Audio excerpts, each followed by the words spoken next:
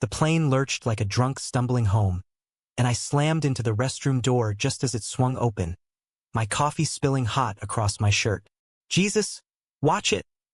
A voice snapped from inside, sharp but laced with that Midwestern warmth you can't fake. I looked up, heart pounding for more than the turbulence, and there he was, Andrew, the flight attendant who'd been flashing me smiles all flight, staring back with eyes that held a storm fiercer than the one rattling the fuselage. I'd boarded this red-eye from Chicago to Ella nursing a fresh wound, the kind that festers quiet until it doesn't. My fiancé, ex-fiancé now, I guess, had torched our 5 years together in a single text. "I can't do this anymore. It's not you, Josh. It's the lies I've been telling myself." Lies about what? About loving me? About the ring we'd picked out in that kitschy pawn shop in Wicker Park? I deleted the message mid-scroll, but it replayed like a bad loop, every jolt of the plane echoing the crash in my chest. That's when Andrew caught my eye, striding down the aisle with that effortless grace, his uniform hugging shoulders built from who knows what, gym sessions in some bustling airport lounge, maybe, or just good genes and better luck. He handed me a napkin with a wink. "Rough night? This'll mop up the evidence." I forced a laugh, but his gaze lingered, green eyes flecked with gold, like sunlight breaking through Lake Michigan fog. The flight was a ghost town. Half empty, the kind where insomniacs and heartbreakers like me huddle under scratchy blankets. I wasn't out to anyone on board, not that it mattered. At 28, I'd learned to wear my queerness like a subtle cologne, present but not overpowering. Andrew, though? He moved like he owned the sky, chatting up a silver-haired lady in 14C about her grandkids, then slipping me an extra water bottle when he passed. "Hydrate or dihydrate," he quipped, his voice low, almost conspiratorial. I caught myself staring at the way his name tag shifted against his chest, the faint stubble shadowing his jaw. By hour 2, with the cabin lights dimmed, I was dozing fitfully when the captain's voice crackled. "Folks, we're hitting some weather over the Rockies. Buckle up." The plane bucked, and so did I, straight into that restroom collision. Now, crammed in there with him, the door clicked shut behind us like a guilty secret. The space was a coffin of formica and recycled air, mirrors fogging from our sudden proximity. "Sorry?" I muttered, dabbing at my shirt, the coffee stain blooming like a bruise.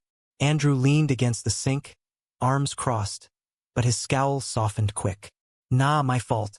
Door's got a mind of its own in this rattletrap." He paused, tilting his head. "You okay? Look like you've seen a ghost." I wasn't okay.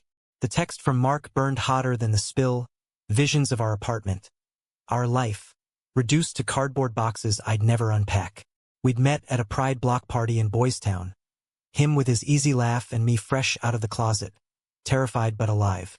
5 years of brunches at and Sather, road trips to the dunes, whispering futures under threadbare sheets. And now, nothing. Betrayal didn't need a knife. A few typed words sufficed. Just turbulence. I lied, meeting his eyes. Up close, he smelled like citrus and jet fuel. His hair tousled from the wind shear outside. Andrew didn't buy it. He uncrossed his arms, the uniform sleeves riding up to reveal a faded tattoo. A compass rose, inked in black and gray, pointing nowhere specific. Turbulence hits everyone different. Me? It reminds me of the time I came out to my dad on a flight just like this. Denver to Dallas.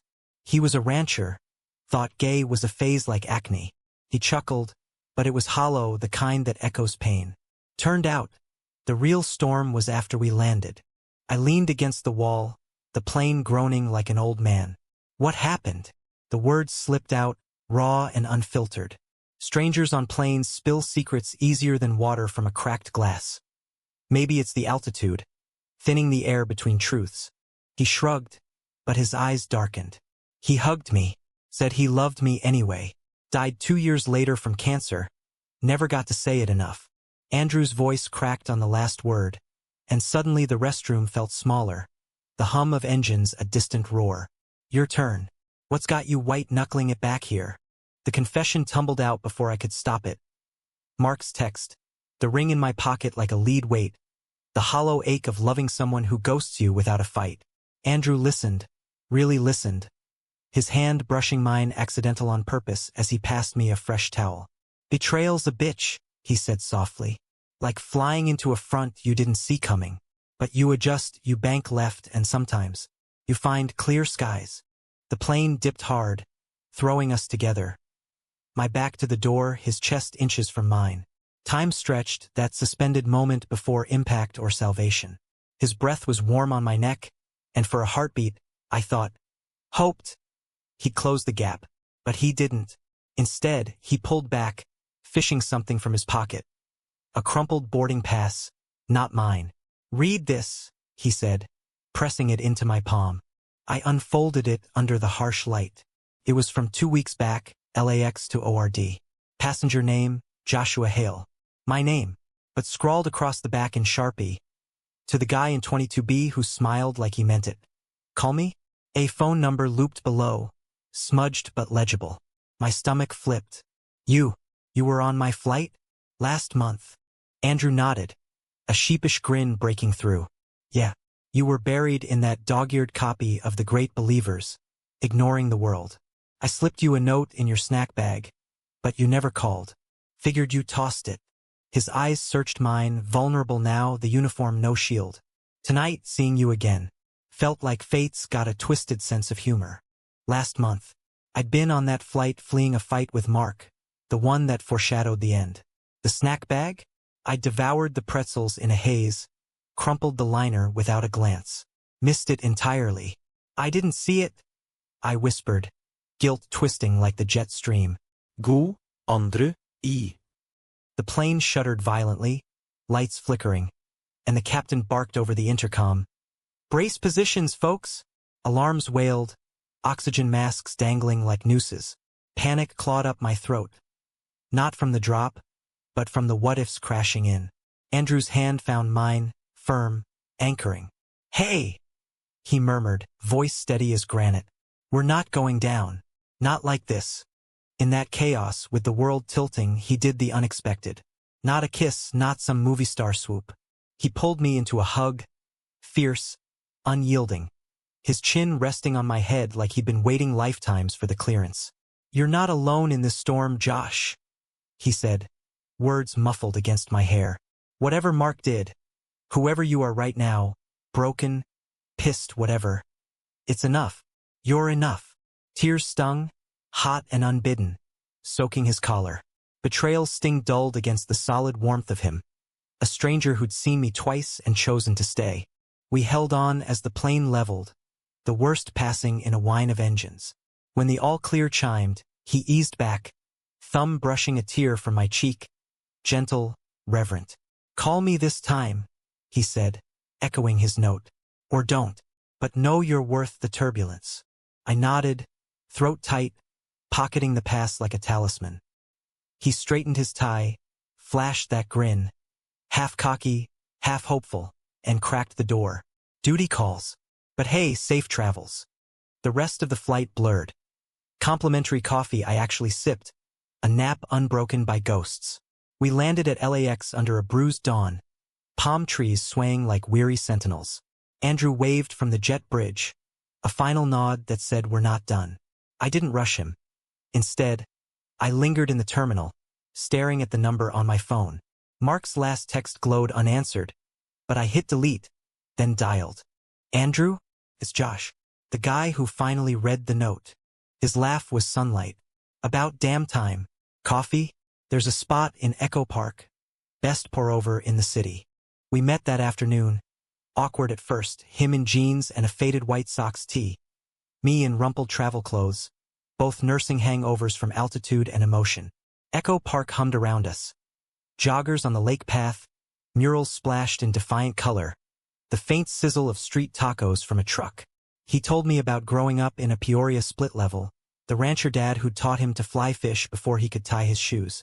Coming out at 17, the church whispers that chased him to the skies. Flying's my escape, he admitted, stirring sugar into black coffee. But it's lonely up there. Passengers come and go. You learn not to attach. I shared the wreckage. Mark's slow fade, the therapy sessions I'd skipped, the fear that love was just another layover. I thought we were endgame, I said, voice cracking over churros. But maybe endgames are for stories, not us. Andrew reached across the table, lacing fingers with mine. Public, unapologetic, the LA bustle swallowing us whole. Or maybe they're for rewriting. No scripts, just us banking through the clouds. Weeks blurred into months. He bid for West Coast routes. I crashed on his couch in a Silver Lake walk-up that smelled like sage and second chances.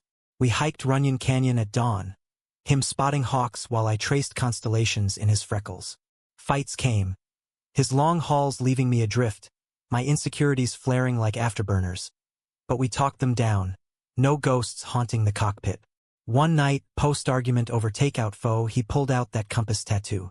It points true north, he said. Not always easy, but steady. I kissed his knuckles, tasting salt and promise. The betrayal lingered, a scar, not a wound. Mark emailed once. An apology wrapped in excuses, deleted unread. But Andrew? He was the unexpected. Not a rebound, but a course correction. Human, flawed, burned toast and bad puns, the way he'd hum Springsteen off-key in the shower. We weren't perfect. Queerness in America meant dodging sideways glances at family barbecues, navigating boardrooms where ally felt like a cop-out.